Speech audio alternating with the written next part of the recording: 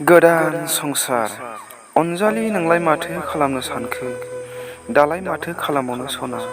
जों सानैनि लानाय थांखिनि आगानफ्रोमबो लामायाव फेलेंनि देवलें साथेबाय हनै सुथुरफोरा गोदान थांखि लानानै गोदान लामाजों हान्थियाबोला सुजुनाय सिमां आरो रादायखौ फिरायफिनलांबोला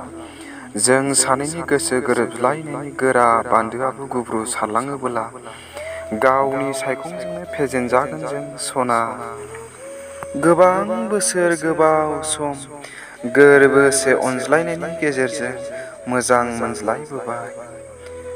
नाथाय नखरनि रावबो गनायज्लायाबोला मा सना जोंबो फिरायफिननोसै नङा सना जों माब्लाबाबो फिरायफिना थुदो सना सानैजों जायखारलांदोनि बै गोजोननि मारुआव बुरलुंबुथुर दैमाखौ बारलांनानैब्लाबो बै हिमालय हाजोनि सेरफाङाव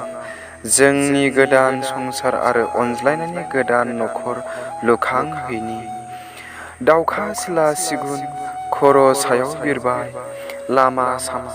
खोनाफा माफा सावरायजासै जों उन्दै समनिफ्रायनो अनज्लायबोबाय मोजां मोनज्लायबोबाय बेसेबा गोबावजों सानैजों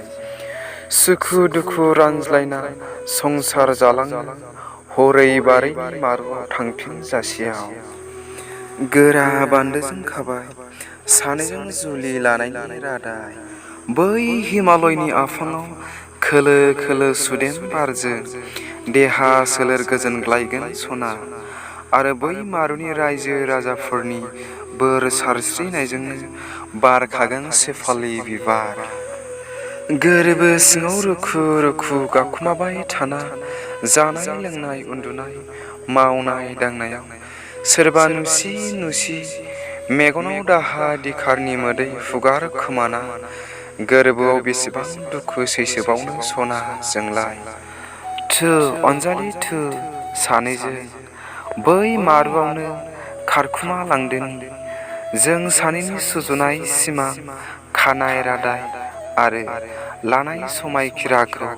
मोगथाङाव जाफुंसार होनो बै हिमालय आफांनि गोजोन सेरफाङाव जों सानैनि गोदान संसार आरो अनज्लायनायनि गोदान नखर लुखांहैदोनि खन्थाइया एसेनोसै लोगोसे खोनासंनानै मोजां मोनदोंब्ला लाइक आरो साबस्क्राइब खालामनानै होनो थाखाय गुरैयै खावलायनाय थाबाय खुलुमबाय गोजोन्थों।